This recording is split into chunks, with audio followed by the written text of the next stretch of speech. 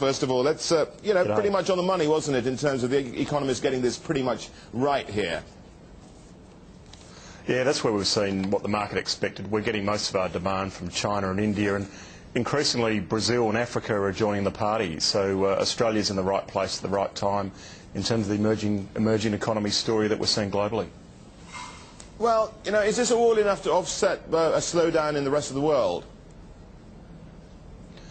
Well, we're finding that volumes are holding up, as well as the obviously high prices that are benefiting Brazil and Australia and some of the commodity currencies. We also, earlier in the year, had some pretty big floods in Queensland and in Victoria, and the impact of Christchurch in Japan that affected the supply side. In our DHL export barometer, it showed that the supply side was really affected, but some of that's now bouncing back a bit in those sectors.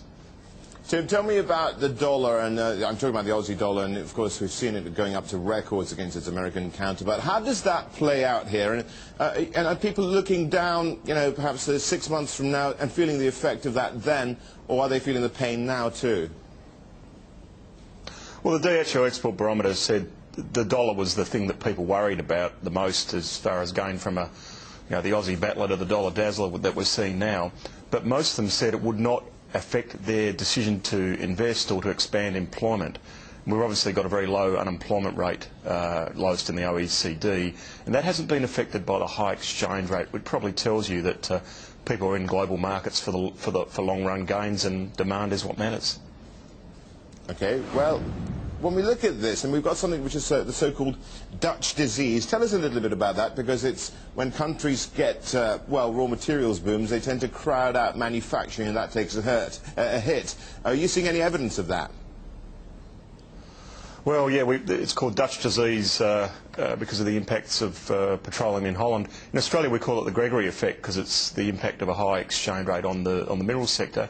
We haven't seen it so much as when the Gregory thesis or the Dutch disease was put out in the 70s, because in those days the services and manufacturing sector was entirely protected and didn't have any export markets. We're now seeing 40% of our exporters also import, and a lot of them are providing inputs to the mining sector as well, and the high dollar has meant that they import a lot of capital goods, and they're actually seeing a bit of swings and roundabouts in terms of a high exchange rate. So we're not seeing the same evidence for it that perhaps we saw in the 70s when the theories became popular in trade economics. Yeah, and of course when you mention the corollary of, you just alluded to, of the strength of the Aussie dollar, it means that you can have more foreign investment abroad because it's less in Aussie dollar terms, of course, and also the import of other goods, manufacturing goods, capital goods.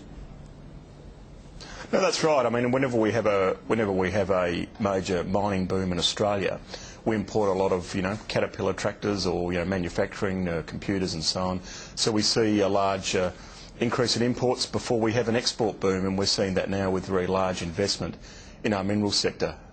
We import jumbo jets and tractors and computers, and we basically use it to drive the boom, and we build a lot of services and manufacturing around the export boom that we're having now, thanks to the emerging markets.